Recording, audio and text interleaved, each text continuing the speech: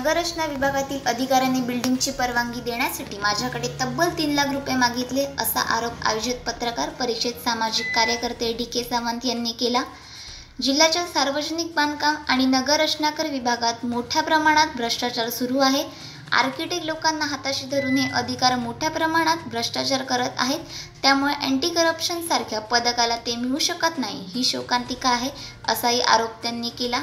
या प्रकारची चौकशी करण्यासाठी येत्या 15 ऑगस्टला जिल्हाधिकारी कार्यालयासमोर उपोषण करणार असल्याचा इशारा त्यांनी दिला। नगररचनाकार सिंधुदुर्ग या ऑफिसमधील मठपती नावाच्या अधिकाऱ्याने माझ्याकडे जमिनीच्या एनए करण्यासाठीचा प्रस्तावासाठी नगररचनाची नो ऑब्जेक्शन देण्यासाठी 3 लाख रुपयाची मागणी केली। ती दिली नाही म्हणून त्याने माझा पाठवलेला प्रस्ताव, प्रांत ऑफिसमधून गेलेला प्रस्ताव 5 वेळा परत आलेला आहे। वास्तविक प्रांत ऑफिसमधून इतक्या वेळी कोणाचे प्रस्ताव कधी परत आलेले नसतील आणि इतक्या वेळी मुळात जातच नसतात, 1-2 वेळा गेले ते त्याच्यात येतात। तर नगररचनाकार या ऑफिसमध्ये 100% पैशाचा भ्रष्टाचार जो पैसे घेऊनच ते लोक हे काम करतात आणि सर्वसामान्य माणसाचा त्यांच्याशी जास्त संबंध नसल्यामुळे त्याची वाच्यता होत नाही आणि त्यांना अँटी करप्शनच्या माध्यमातून पकडून देऊ शकत नाही। कारण का की त्यांचे जे मध्यस्थ असतात हे ठराविक आर्किटेक्ट एजंटचं काम करतात, त्याच्यामुळे त्यांना पैसे देताना पकडून देऊ शकत नाही आणि त्यांनी माझ्याकडे माहिती पैसे दिले नाही म्हणून मी माझ्या कॅन्सर पेशंट असून सुद्धा मला माझे केमो चालू होते, मला चालता येत नव्हतं, तरी सुद्धा मी 10 वेळा फेऱ्या मारल्या।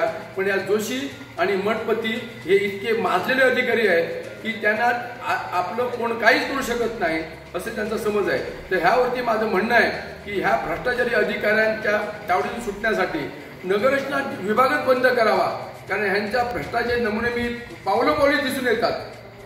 संपूर्ण जर तुम्ही फिरलात सगळ्या नगरांचा यांनी सत्यानाश केलेला आहे पूर्णपणे आणि पैसे खाऊन हे नको ती नगररचनाचे सर्टिफिकेट देतात आणि आज जी बदबदपुरी माजलेली आहे शहरामध्ये, जी सगळीकडे ड्रेनेजचे प्रॉब्लेम आहेत, सगळीकडे अवैध जे बांधकाम चालू आहे, याला कारणीमुळे नगररचनाकार आहे। सार्वजनिक बांधकाम खाते हा तर भ्रष्टाचाराचा महामेरू आहे। हे रस्ते खाताने माहिती होतं, परंतु सर्वसामान्य माणसाला रस्त्यापासूनच्या बिल्डिंग बांधण्यासाठी जी एनओसी द्यायची असते तर ते नियमाप्रमाणे बिल्डिंग बांधली असताना एनओसी देऊ शकत नाही असं त्यांचं म्हणणं, परंतु बिल्डिंग पूर्ण झाली असताना सुद्धा त्यांनी बिल्डिंगचे एनओसी दिलेली आहे आणि ह्यामध्ये आर्थिक भ्रष्टाचार मोठ्या प्रमाणात झालेला आहे।